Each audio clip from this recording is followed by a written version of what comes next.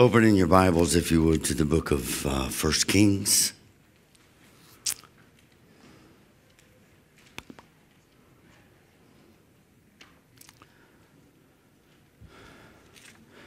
First Kings chapter 17. This is part 3 of this message. We started it the week before Mother's Day.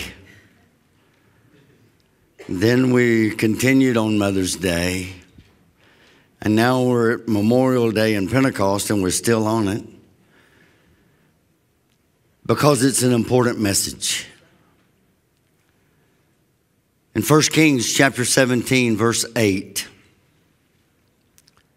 says, Then the word of the Lord came to him, meaning Elijah.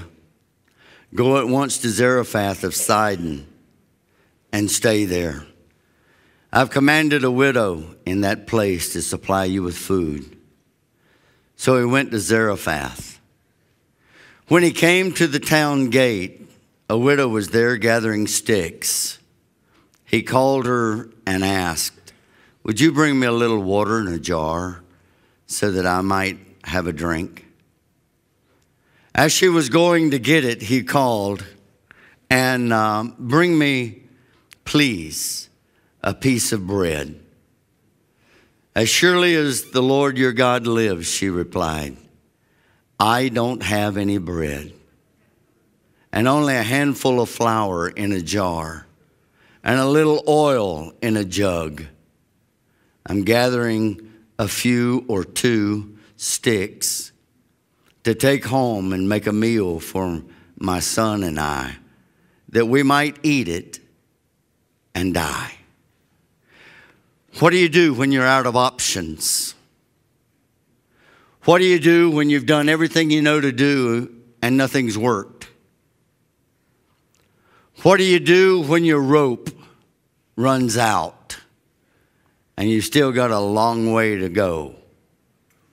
How do you handle those kinds of situations?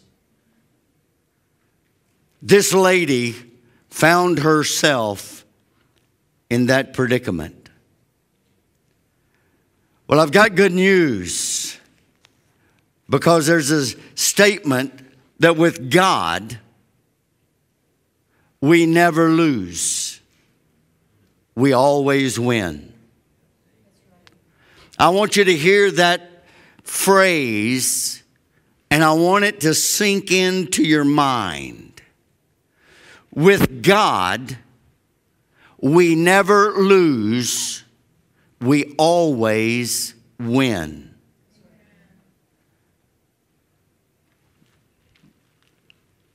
It might not be on your timetable.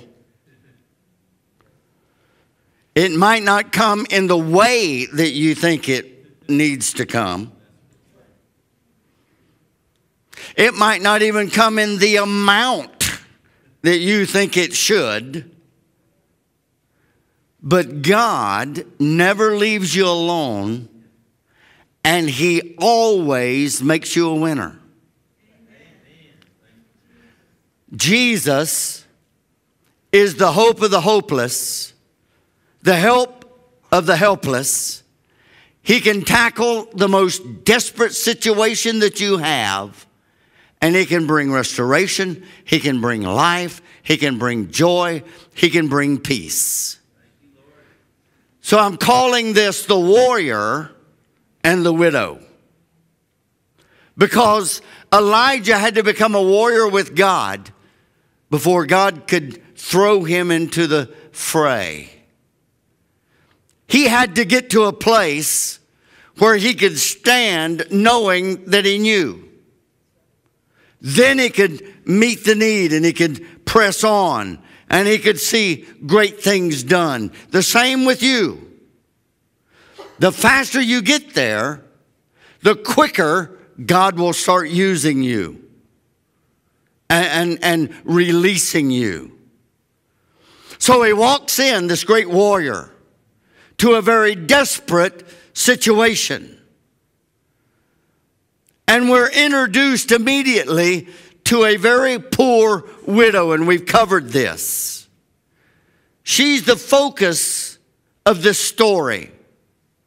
Gathering sticks with one hope that she and her son would have this last meal and then they would die.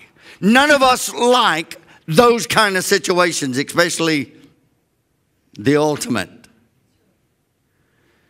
But sometimes we're thrown into situations that are hard, that are awkward, that seem to be unwinnable. A situation where the adversary laughs in your face, taunts you. Nothing's going to work out right for you. You're going to lose, and everybody's going to know it, and you're going to be alone. Hers was even worse than that. There was no hope.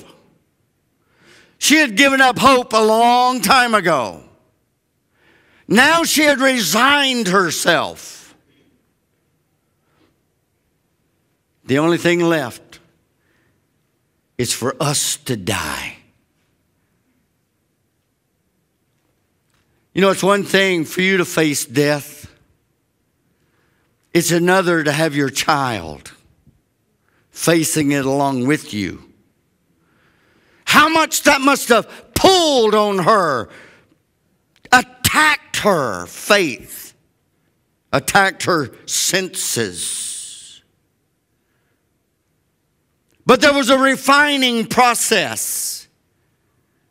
And that refining process was going on not only for her, but for the warrior, the man of God. All the rough edges had been already scraped off, cut off. He had already been to the cutting place. The refining process had already started. And now he was being dumped into the crucible for even further refining. Listen, you attempt great things for God, there's going to be a refining before that moment comes. There's a preparation time. Some of us want to skip that preparation time. If you skip it, when it comes time to be used, you can't handle it. You're not prepared for it. And if God were to use you without preparing you, some of us would be eaten up with pride. And then we would backslide. I've seen so many that have been used so greatly by God. And suddenly they thought that they were above reproach. And today they're only a shell of what they used to be. Because of pride, because of envy, because of selfishness. They were not prepared. God was preparing his warrior to meet the need. See, it was kind of easy to turn the water off. But there was going to come a moment that not only did he need to turn the water on, but he was going to have to face 450 prophets of Baal. There was going to come a moment that he was going to have to call fire down from heaven. Now, in case you think that's easy, go out here in the yard. We'll stay in here and watch. But go to the far side of the parking lot. Just in case you're a little off in your prayers. I don't want to be hit. You'll find real quick It's not easy to call fire down from heaven. But he was going to have to. So God was creating a warrior. Not only in him, though. This widow was going to have a testimony for the rest of her life. Her son was going to have a testimony for the rest of his life. That all those years, when the three of them were locked in the house, Elijah, the son, the mom, the cruse, always poured. And that little jar of meal never run dry. Some of you have those kind of testimonies even now. You cannot outgive God. He will always one-up you.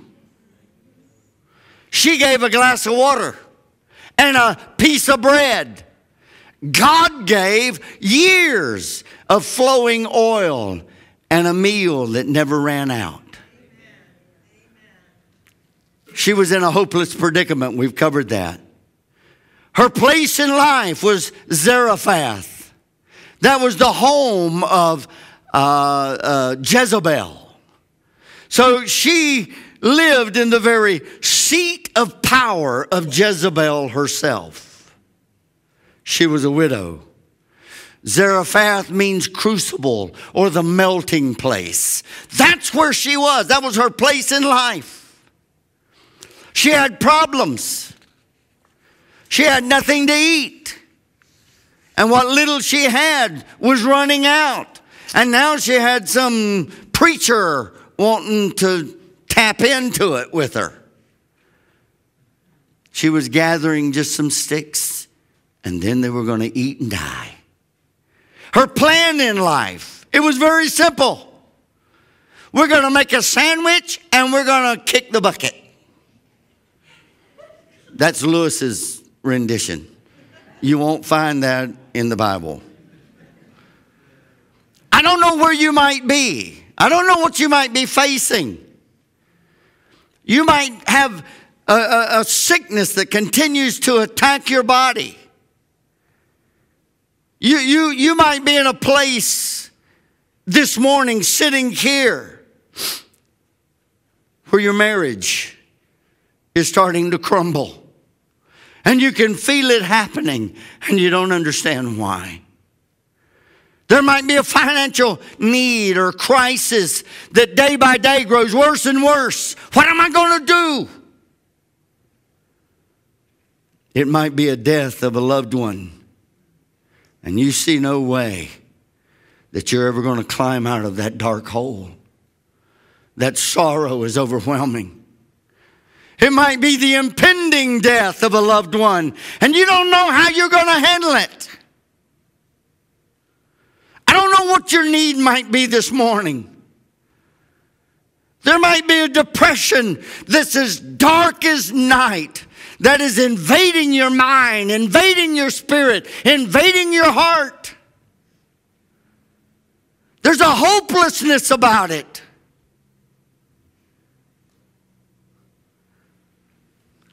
There may be 10,000 other things. And one of those things you're facing.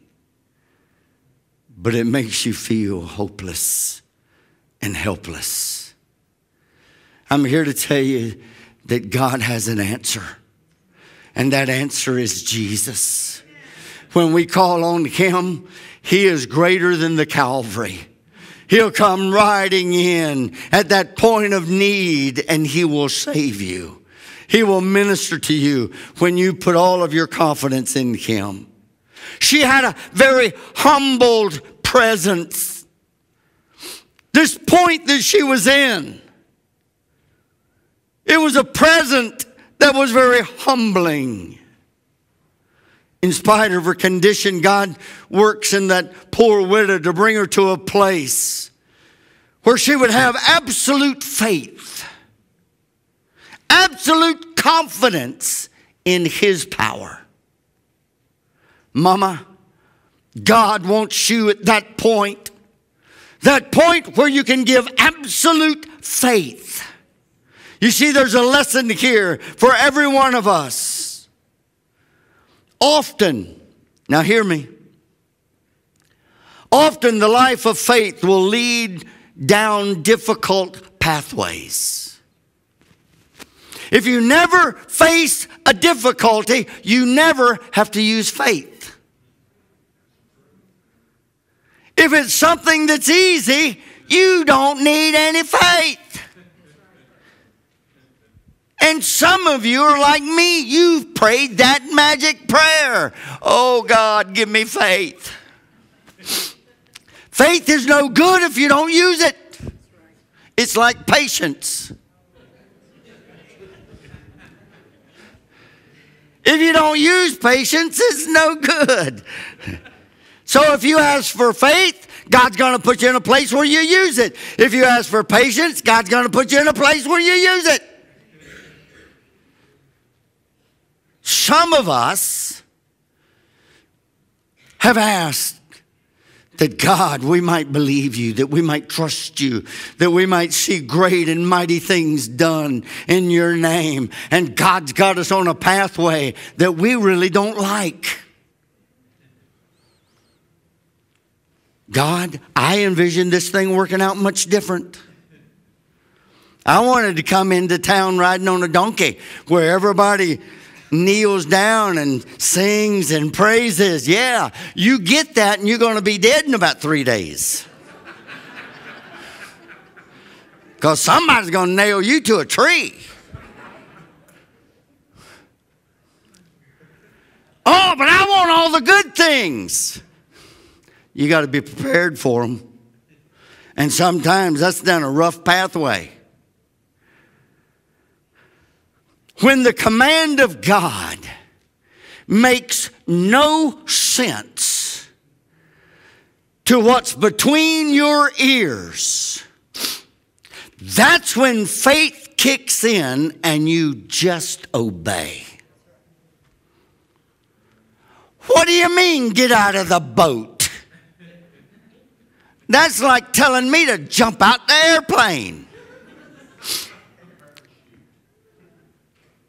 I'm not jumping out unless it's on fire. Susan wants to skydive. I said, have at it, baby.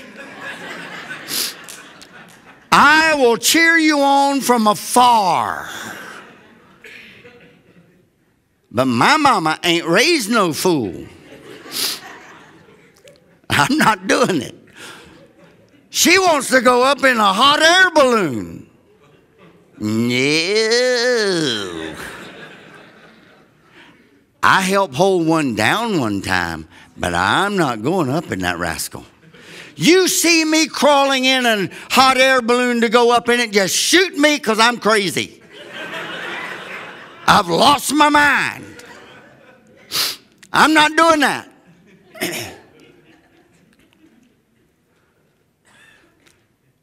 When you've reached the end of your ability, when nothing makes sense anymore but God is leading forward, that's where faith kicks in. Then you walk by faith. That's where this woman was. The only thing that she could see was doom and death.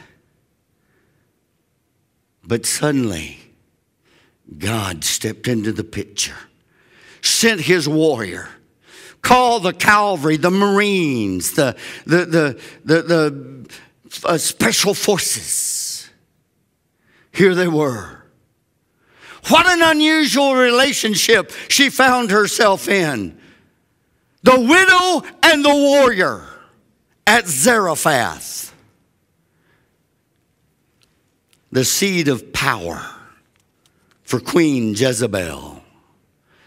That very name has become almost an anathema. Just Jezebel. I got put in jail one time by a woman named Jezebel.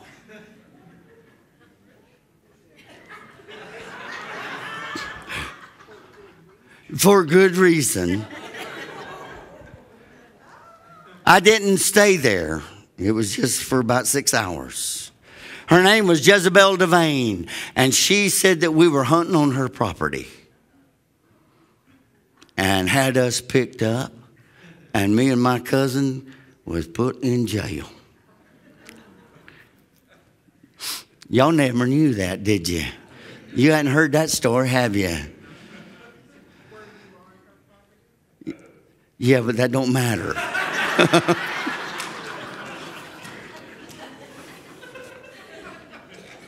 We got away with it. I'm not going there. I don't even know why I started this.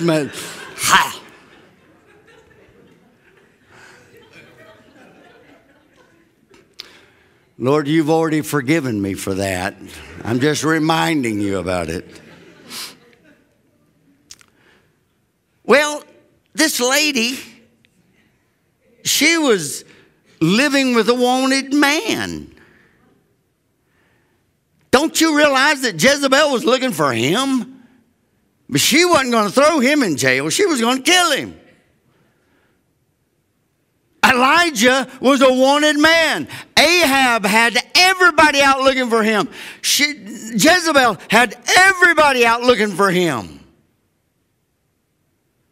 So God sent his man to the one place that nobody would look. To the home of a widow in the very seat of Jezebel. So this poor Gentile woman was trapped. She had no choice.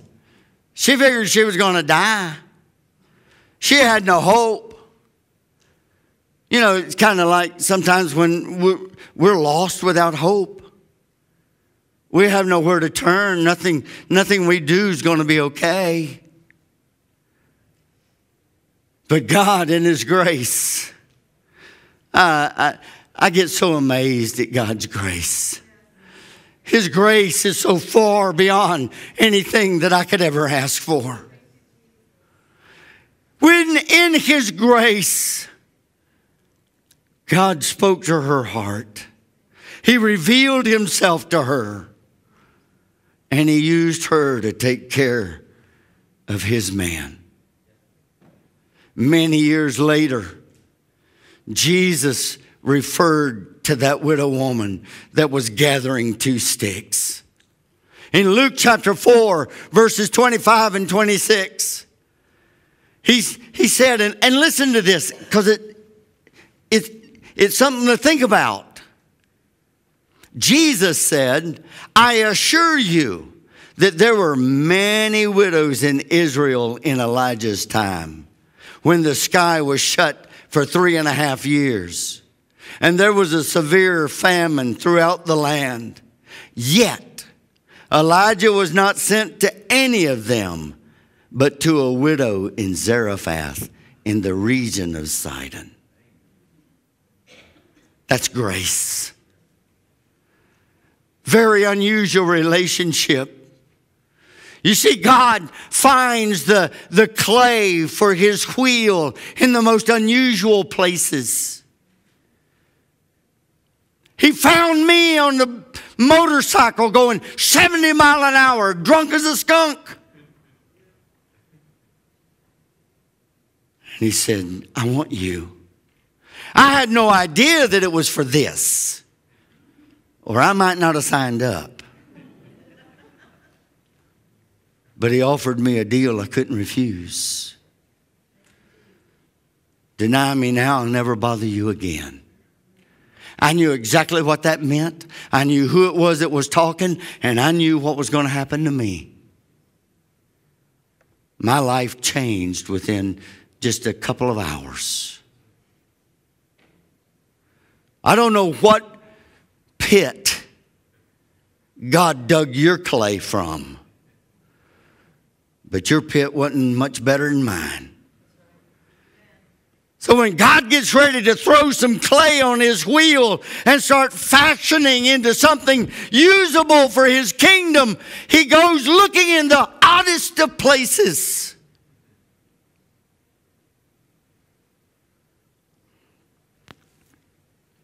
He looked for this woman,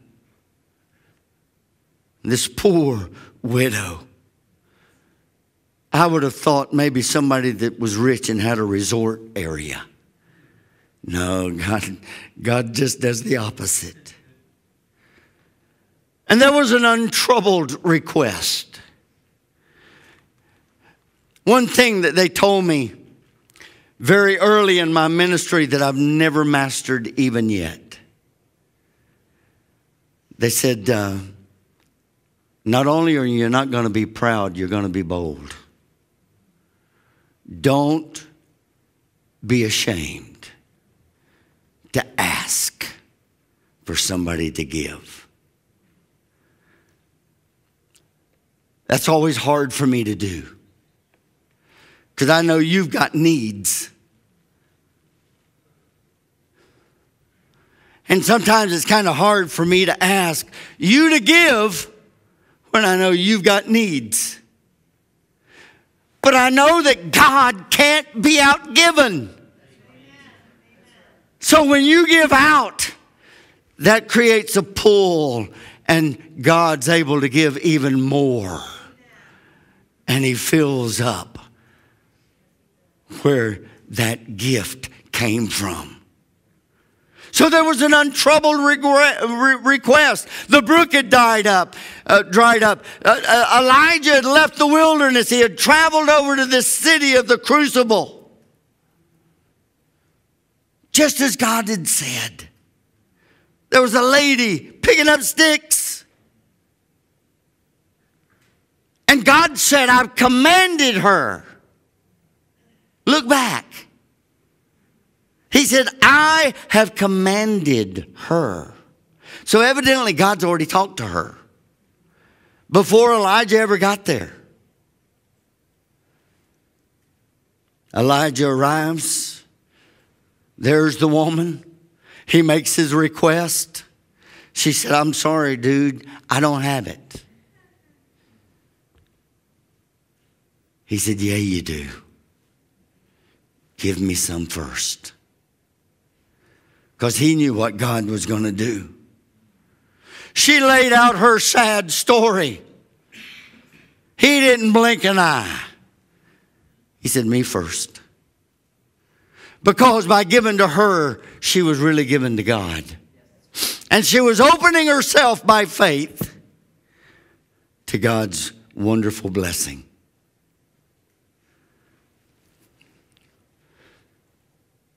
First time I read this, after I was able to think a little bit,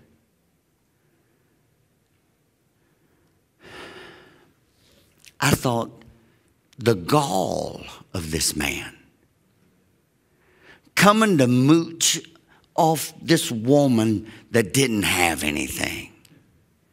You know, most preachers are seen as mooches anyway. We only work 2 days a week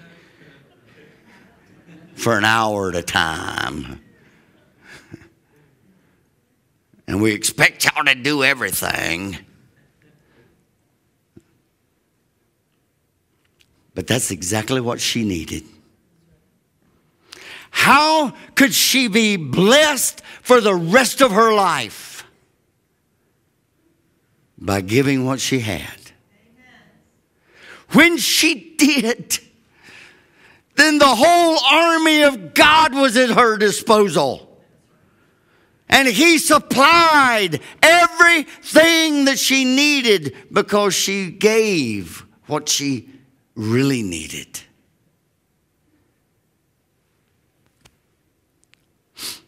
God had already been there. He had already told the woman that God's man was coming. He had already told her to feed the prophet. She was obedient. The key for you and me is to be obedient to what God has already told us. You already know enough to be more than a conqueror. I don't care if you're one of the young people or if you're sitting here on the north side of 90. You know enough. You've heard it over and over. Now it's up to us to be obedient.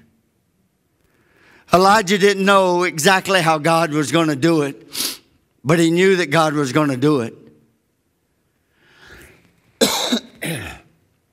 1 Kings 17, verses 3 through 6. And I'm just taking verse 4. You shall drink of the brook as I have commanded the ravens to feed you there. And he knew that every day the ravens came until God's purpose was finished at the brook Cherith. And then the ravens quit coming. Now he's at Cherith. He don't know exactly how this woman's going to meet all those needs. But he knows that God's going to have her do it. And that he's going to bless her also. So here's that uneasy response. And that's point C.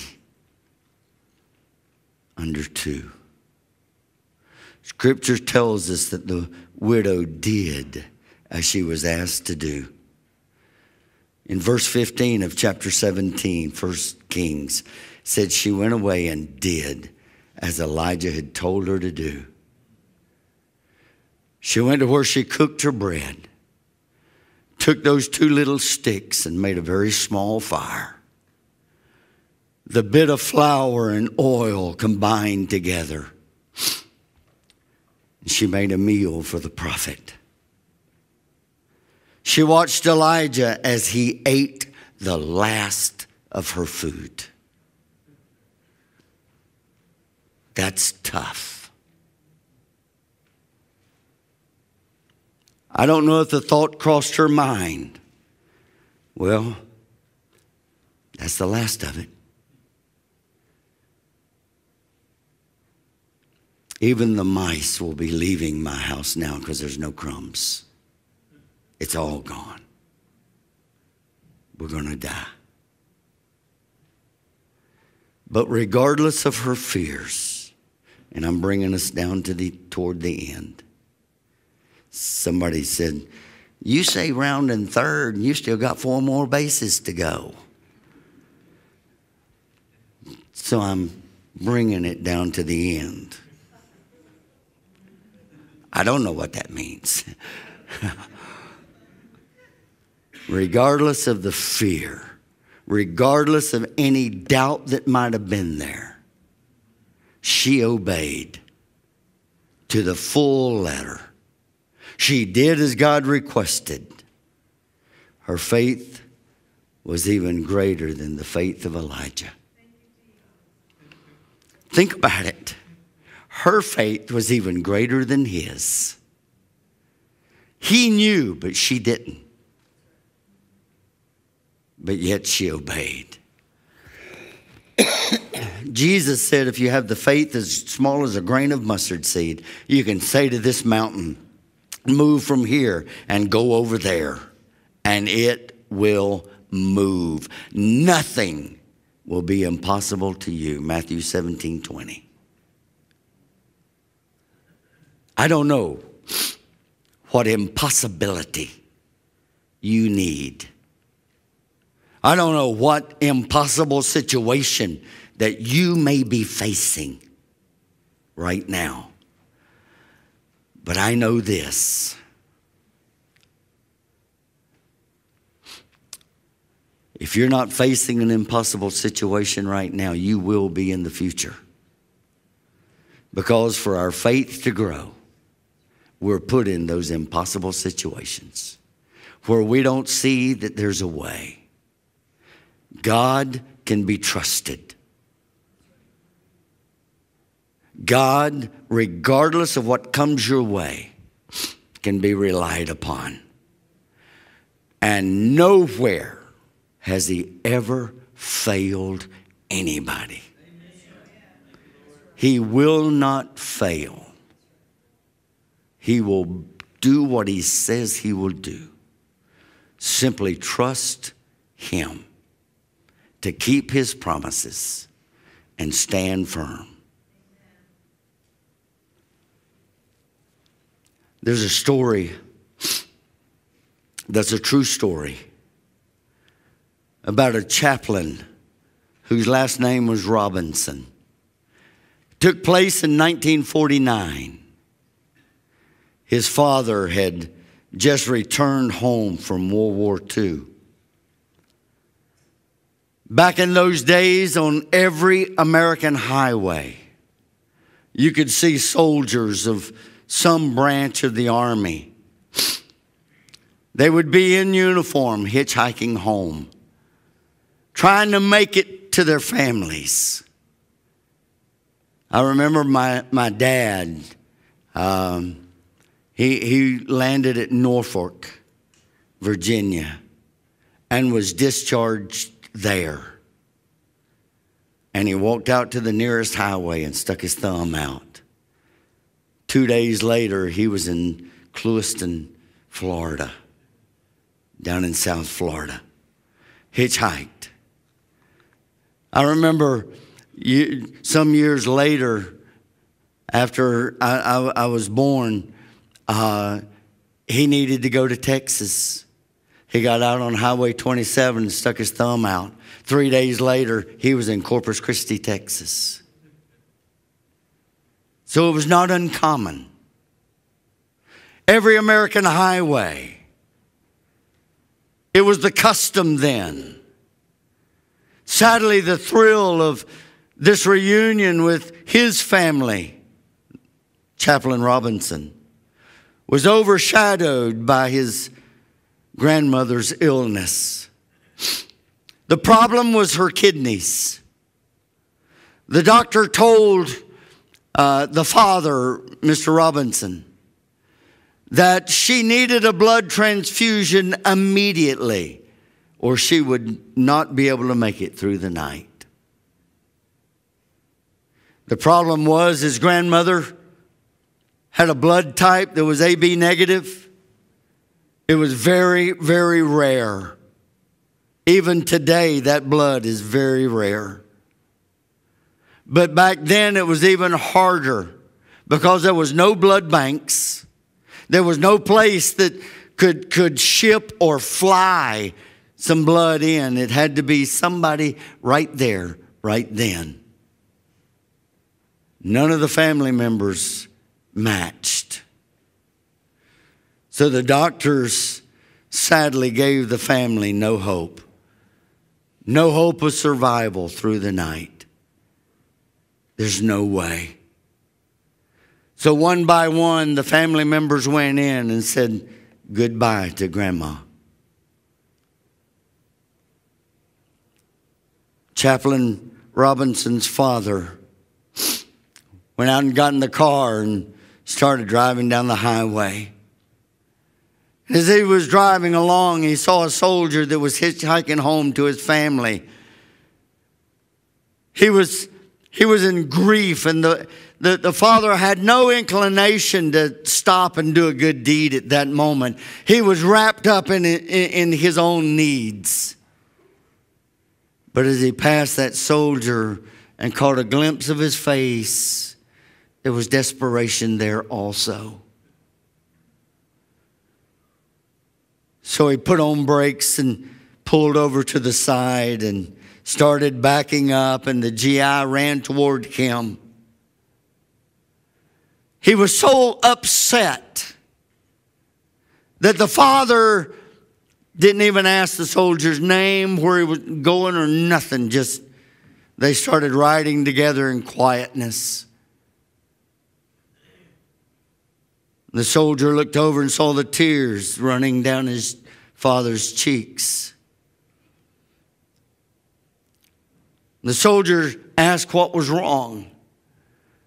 And through the tears, Chaplain Robinson's father told the stranger about his dying mother. She's at the hospital. She needs a transfusion of AB negative blood. But there's none in this county. She's going to be dead by morning. There was a quietness that pervaded that car. The unidentified soldier extended his hand, and in the palm, held upward, was dog tags. On the dog tags were engraved AB negative. The soldier told Chaplain Robinson's father to turn the car around quickly, get him to the hospital, that he would give blood. That night, Chaplain Robinson's grandmother was saved. And she lived from 1947 to 1996 after that transfusion. To this day, nobody knows who that soldier was or where he was going. There was no names ever given. Somehow they kind of think it might have been an angel that God sent right on time. It was at a moment when a father was gathering 2 sticks. There was no hope. Mom will be dead by morning. But suddenly everything changed when the soldier of God, when that great mighty man of God, that warrior, stepped into the picture. God's got a warrior for you. He's got an answer to your need. Whatever you're facing, He's got a solution.